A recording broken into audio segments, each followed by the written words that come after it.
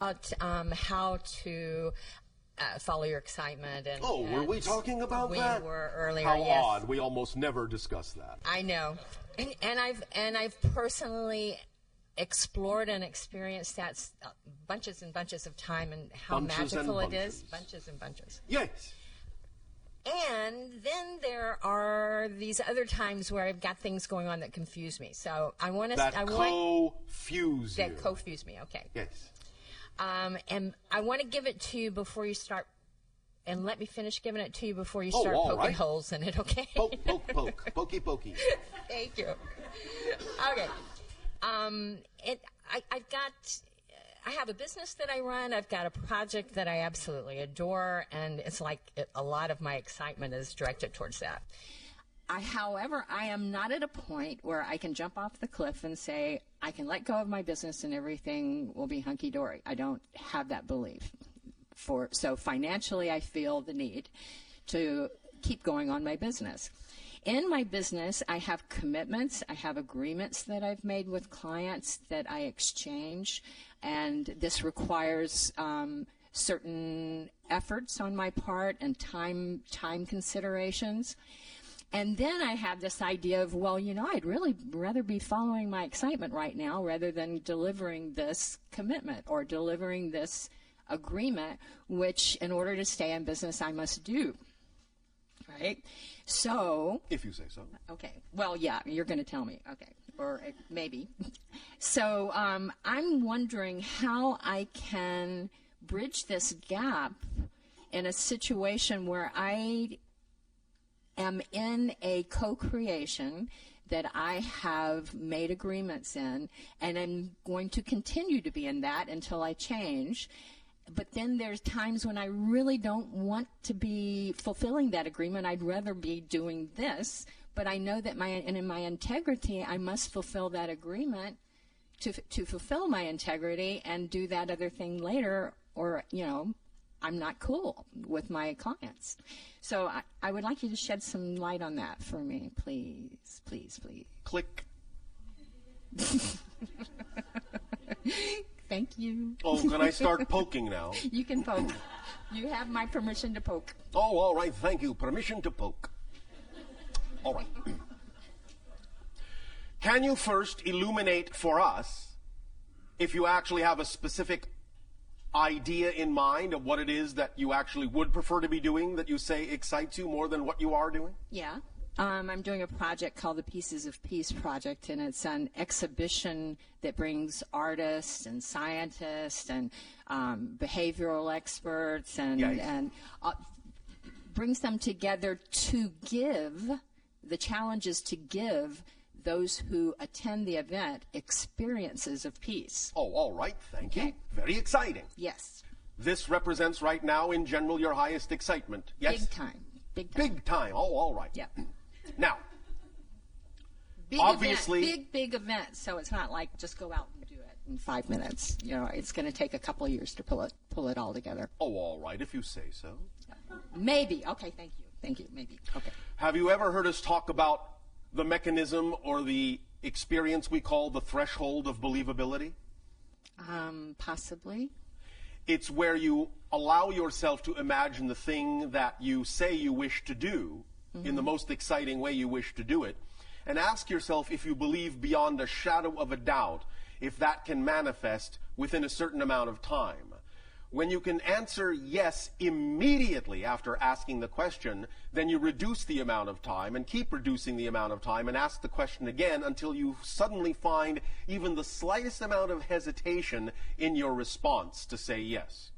As soon as you find the slightest hesitation, you know right there that that's exactly how much time it will take according to your current belief system. And if you wish to reduce the amount of time, you have to find out by investigating your beliefs what beliefs you're holding on to that say it has to take that amount of time.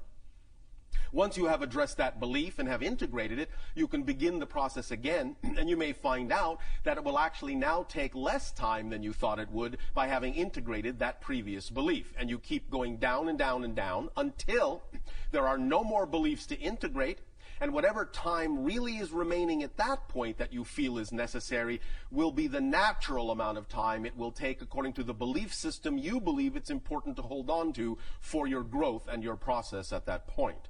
Does that make sense? In other words, you're saying what I'm comfortable with in the sense and of what works for you, and what and what is perhaps part and parcel of the theme that you actually need to explore with your current belief system structure. So if you're saying right now, I know beyond a shadow of a doubt that I can manifest this exciting thing absolutely no later than 2 years, yes, no problem at all. But then you ask, I know beyond a shadow of a doubt I can manifest this exciting thing within a year and a half, yes or no? Well, maybe. As soon as you hesitate, that tells you that that's how long it will take. And so you have to find out what would you have to believe is true in order for it to take that long. And many times you'll actually find that when you investigate the beliefs and integrate them and ask the question again, you'll sail right through that previous timeline and reduce it quite a bit. Because it is only the belief system that determines the timing of these things. Because everything is already instantaneously manifest. But then I only have so many hours of the day to And that's pull why this we huge say, thing and together. that's why we say, when you truly follow your excitement and act on it, you begin to realize that excitement is the driving engine and the organizing principle behind everything. So if you're really acting on your excitement and you act on it to the best of your ability every day, every moment, whatever it is you actually have time to do that day is all you need to do. And whatever you don't have time to do that day by following your excitement, you don't need to do that day. Wait a minute here. Yeah. I've given my word to people. I've accepted money from people. Yes. I have said I will do this for you and thank you for the money. Yes. So if I am going through tomorrow... Are we talking about your excitement now, or are we talking about the thing that you're just doing to bide your time? I'm talking about the thing that I'm doing to make money to support me. That's a different issue. That's Okay. not what we were discussing. Okay. What we were talking about was the thing that excites you the most first. We Okay. said if you act on your highest excitement, it is an organizing principle, and whatever it is you're capable of doing in the direction of your highest excitement Yes. in any given day will be sufficient for that day. Okay. Gotcha on that. Okay. In terms of doing other things you have said you will do, that's a different issue if you've laid out timelines in which you said you would do those things and made those kinds of commitments. Right. We're not talking about that. Okay. Now, Yes. nevertheless, the issue still is. If you believe that what it is you are doing, as you say, to support yourself, is what you believe you need to do, because right now you do not believe that the things that excite you can support you, then that's all well and good. And it's up to you to choose whatever it is that seems to be the most exciting thing you can do to support yourself with your belief system, and do it in the most exciting way you can. At least do that. While you are still choosing to do something you say is not fully representative of your excitement, at least do it in the most exciting way you can. Right. Otherwise, don't do it. Do Right. something else. Yeah, see, I was trying to Yes. take what you were saying in the earlier part, Yes. right? Yes. And then apply it to that situation, and Yes. it doesn't really work in that situation of my income producing Well, thing. it does when you apply it appropriately. If Yes. I, for instance, Yes. there are like certain actions that Give us an example specifically. I have to make phone calls to architects and designers and try to make meetings with them. Stop. Do you enjoy any of that? Sometimes. Why do you enjoy it sometimes and not other times? Because sometimes I'd rather be doing my project than doing Why that. do you enjoy it sometimes? Do you notice that when I asked that question, you answered the negative side first, even though I asked the positive question initially? I'm noticing that now. Thank you. Okay. Why do you enjoy it sometimes? Sometimes I really connect with the person that's on the other end of the phone, and we have a lovely conversation, and it makes me feel good, and I make them feel good. All right. What about the other times is not exciting to you? When somebody gets kind of testy and like get off the phone kind of a thing. Now, let me ask you a very important question, if I may. Please. Are you ready? I am Are open. you sure? Yes. Thank you. Why do you allow others to determine how you choose to feel? Because I got this inner child issue. And what is that inner child issue? Feeling like she's unwanted. Unwanted. So you're saying you believe that that's absolutely true? No, I've been working with that issue quite a bit. So you are lying. What do you mean? What I mean is, you just said I have this inner child issue where Right. I believe I am unwanted. Right. Well, and you said, do yes. you believe that's absolutely and true? you said, And I said, I've been working which on means no, you don't believe it's absolutely true, or you wouldn't be working on it. it. Right, okay. So, Okay. if you understand that the very fact you're working on it means you already know it's not absolutely true, you're done working on it.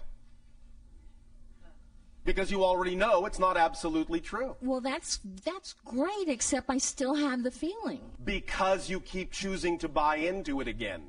This is what we talked about before. You know what you prefer, but you keep choosing the same thing that you say you don't prefer. That's why you have to find out the structure of that belief and understand how it's tricking you into believing you need to keep choosing something you say you don't want to choose. Because it's a choice. It's not automatic. It's not a habit. It's not an addiction. You already know it's there, so it's not a pattern. Once you know it's there, it's not a pattern. Once you know it's there, it's not a habit. It's a choice. So you have to ask yourself, if you keep choosing it, why? Why are you choosing it? You must be choosing it for a reason. Examine the structure of the belief, and you'll find out what the reason is. Then you can stop choosing it once you understand why you keep choosing it. Okay, so you're saying that I'm choosing it kind of more on a little less conscious level? No. No? You see, that is the catch-22. You're actually choosing it completely consciously, but you are afraid to understand and acknowledge that that's the case. Because you are afraid to examine why you're choosing it, because your negative belief is tricking you into believing that if you actually take the time to examine why you're consciously choosing the negative belief, that you'll actually find something out that says it is true that you are unworthy. But you will never find that out. I guarantee it. Because if you were truly unworthy, you wouldn't exist. Right. So you are choosing consciously, but you're actually afraid to look at that. And that's why you are, in a sense, blanking out on it. It's not really an unconscious choice. It's just that you're covering it up. I can feel it as you say that. Yes, I feel know. it in my gut. Yes, I know. Yeah. So that's why we have given you this permission slip to play with, so that you can expose the structure of that belief that is constantly reinforcing the idea of why you should keep choosing to buy into it. But that's what you're doing, and you're doing it consciously, because you actually don't believe that it can go any other way. Right. But since we have already established that the reason you're working on this to begin with is that you actually have an empirical knowledge that you are worthwhile, Right. then when you truly understand the mechanism we're talking about, you'll realize that there is no need for a process when you've already arrived at the conclusion. Many of your people are simply going off of the belief and the definition that when you discover a habit, that's the beginning of the process of changing the habit. It's not. When you discover a habit, you don't have it anymore. That's the end of the process. And if you understand that and define it that way, you will no longer experience any ramifications of that habit. But as long as you hold on to the idea that discovering it wasn't sufficient, that there is still something lacking within your ability to understand and absorb that, then you will continue to create a process for yourself. And that's all well and good, but I'm simply saying you don't have to. So that's up to you. But use the technique that we have discussed today, and you will find that it will help you. All right? Yeah. Yes. Thank you. Yeah. So on back to the question of the working the business thing, Yes. and sometimes enjoying it and sometimes Yes. not, and sometimes like really being pissed off because I can't do what I really want to do Yes, because well, I got to do this. you need to stop being angry with yourself, first of all. The only way you can change what is to accept and own what is as your creation. Right. And stop being angry at yourself for having created it. As long as you are angry at yourself for creating what you have created, you will never, ever, ever transform it because you're not willing to own it. You constantly push it away as if it has nothing to do with you. You cannot change what you do not own. You're right. Yeah, I can see know. that. I mean, I know. Sorry. I know you're right, but I see that. I see that you're right. Thank you. So. Okay. Allow yourself to be kinder and nicer to yourself because you deserve it. Right. All right? Mm-hmm. Thank you. Great. Thank you for that. And then Sean Randall asked me to ask you a question, friend of Daryl's. Yes, we know who Sean is. Okay. Wasn't totally sure. Her question was, in 2012, yes, there's some attention going to solar flare activity. Yes.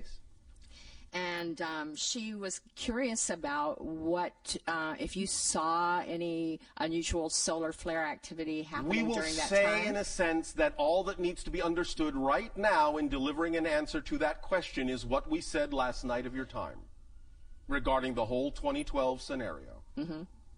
So, she can refer to what we have already said, and that will be a sufficient answer for that question. Thank you. Thanks, Bashar. Hi, Bashar. And to you, good day.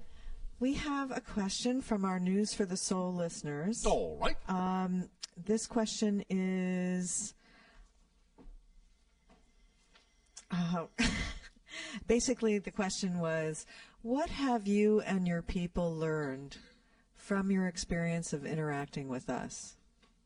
And can you share something about that with us?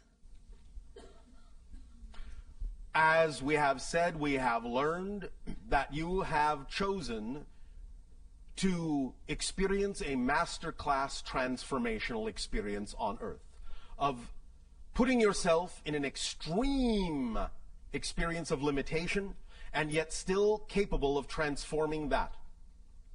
By doing that, you have demonstrated to us, in that sense, and to many other civilizations, that no matter what the degree of limitation that may be experienced in any incarnational life, it is always possible to transform it from the negative to the positive, no matter what. That is one thing that we have learned from you. Another thing that we have learned from you, as we have often said, are puns. Because our ancient language does not support puns. We enjoy the idea that your language does, and so we play around with that. And you're very good at playing with it, too. We always enjoy your puns. So how are you changed, you and your people? How are you changed within yourselves from experiencing us? It expands our understanding of all that is and all the ways it experiences and expresses itself. And any time we expand our understanding of all that is, we expand our understanding of ourselves because we are supported by the whole. Very nice. Well, we certainly have enjoyed the interactions.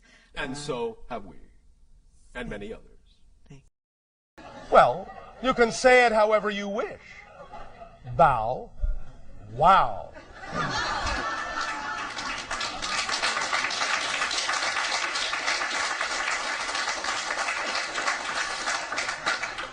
What is your present time frame? 12 o'clock.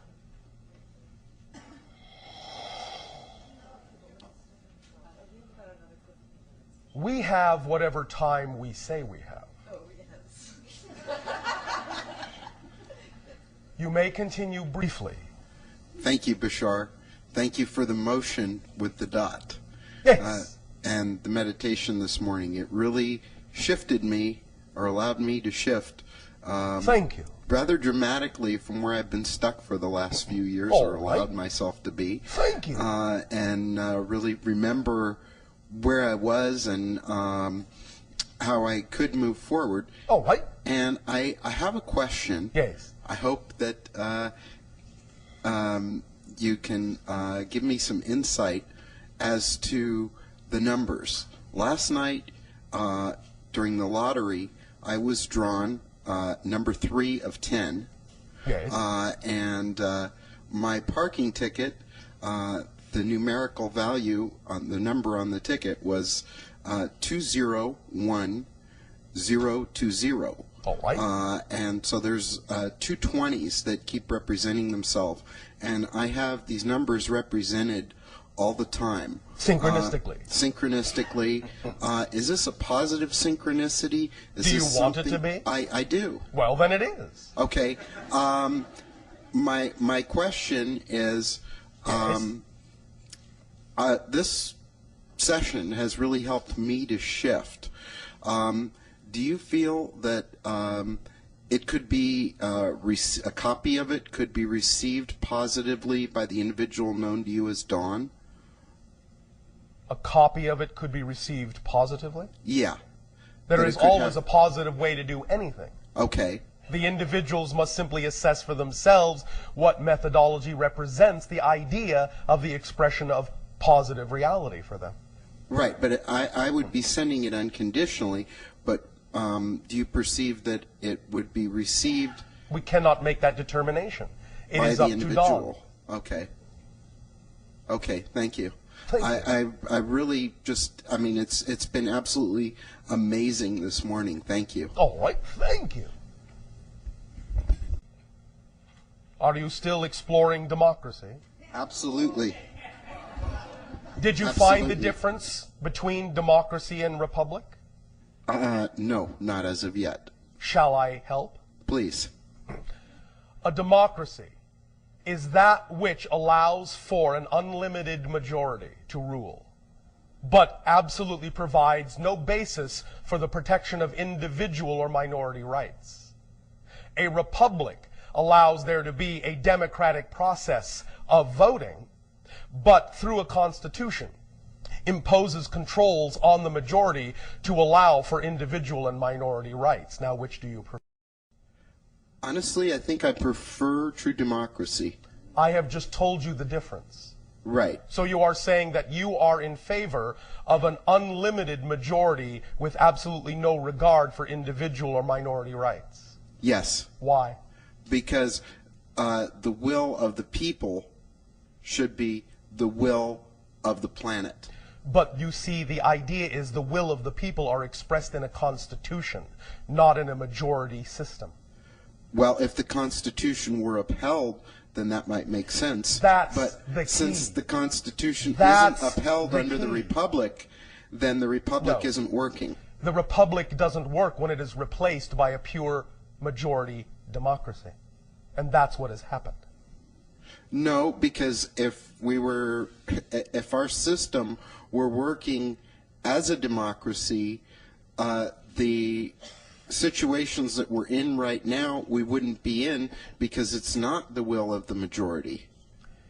The situation, however, that you are missing is that the structure, the form of government called a democracy, is what allows for the continuation of what you don't want.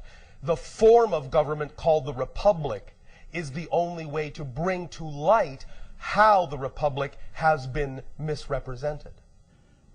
Okay. You cannot, as your Einstein said, solve a problem from the same level in which the problem was created.